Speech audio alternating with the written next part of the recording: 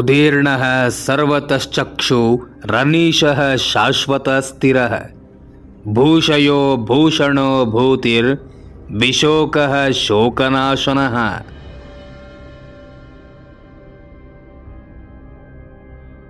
ಕಣ್ಣಿನ ದೋಷವಿದ್ದಲ್ಲಿ ದೃಷ್ಟಿದೋಷ ಪರಿಹಾರಕ್ಕಾಗಿ ಸಮೀಪ ದೃಷ್ಟಿ ದೂರದೃಷ್ಟಿಗಳ ಸಮಸ್ಯೆ ಇದ್ದಲ್ಲಿ ನೇತ್ರಶಕ್ತಿಯ ದೃಷ್ಟಿಪಾಠವಾದ ತೊಂದರೆ ನಿವಾರಣೆಗಾಗಿ ಈ ಶ್ಲೋಕವನ್ನು ಹೇಳಿಕೊಳ್ಳಬೇಕು.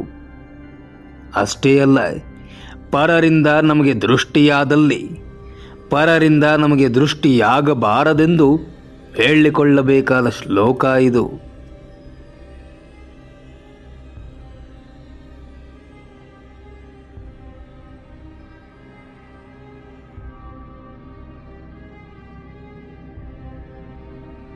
ಇದನ್ನು ಪ್ರತಿನಿತ್ಯ 11 ಬಾರಿ ಪಾರಾಯಣ ಮಾಡಬೇಕು. ಅವಕಾಶ ದೊರೆತಾಗಲೆಲ್ಲ ಹೇಳಿಕೊಳ್ಳುತ್ತಿದ್ದರೆ ಹೆಚ್ಚಿನ ಅನುಗ್ರಹವಾಗುತ್ತೆ.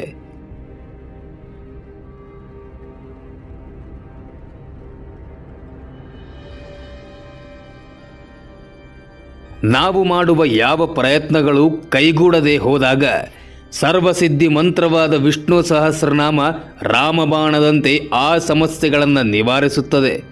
ದುಃಖ ದುಗುಡಗಳನ್ನು ಪರಿಹಾರ ಮಾಡಿ ಬದುಕಿಗೆ ಮತ್ತೆ ಸಂಭ್ರಮವನ್ನು ದೊರಕಿಸಿಕೊಡುತ್ತದೆ.